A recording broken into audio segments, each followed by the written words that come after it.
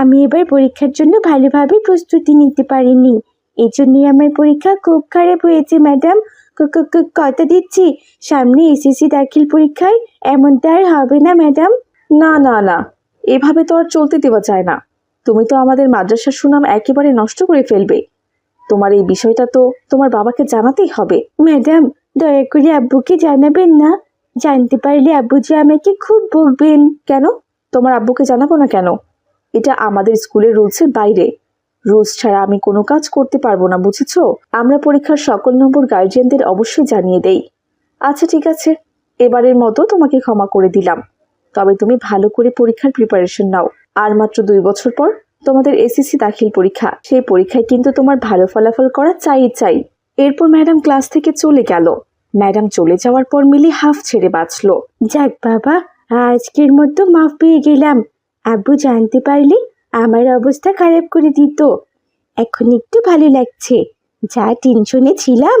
এমনি করে 2 বছর কেটে গেল, কিন্তু মিলির স্বভাব কোনোভাবেই বদল হলো না। সেও আগের মতোই রয়ে গেল। এর মধ্যে দাখিল পরীক্ষা হয়ে গেছে। আজ তার দাখিল পরীক্ষার ফলাফল প্রকাশ হয়েছে, কিন্তু মিলি 2 সাবজেক্টে ফেল করেছে। এখন সে কি করবে কোনো কিছুই বুঝতে পারছে না। হায় সর্বনাশ, এটা কি হলো? আমি যে পরীক্ষায় ফেল করেছি, আব্বু এটা জানতে পারলে তো আমাকে মেরে ফেলবে। হায় আল্লাহ, এখন আমি কি করি?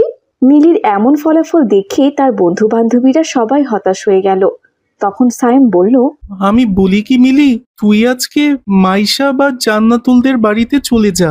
আজ তোর নিজের বাড়িতে যাওয়ার কোনো দরকার নেই। আঙ্কেল আন্টি তো স্কুল থেকে রেজাল্ট এমনিতেই জানতে পারবে। পরে যখন তাদের রাগ কমে যাবে তখন বাসায় যাবি, তাহলেই তো হলো। না না সায়েম, এ কাজ করা যাবে না, তাহলে আব্বু আরো বেশি রাগ করবেন। হ্যাঁ সায়েম, মিলি তো ঠিক কথাই বলেছে। ও কেন এমন করবে?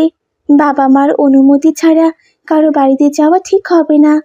মিলি, তুই এক কাজ কর, তোর বাবাকে একটু বুঝিয়ে বলবি। আর এবার পাশ করতে পারিসনি, তাতে কি হয়েছে? পরের বার ঠিক পাশ করতে পারবি। এরপর ভালো করে পড়াশোনা করবি, তাহলেই হবে।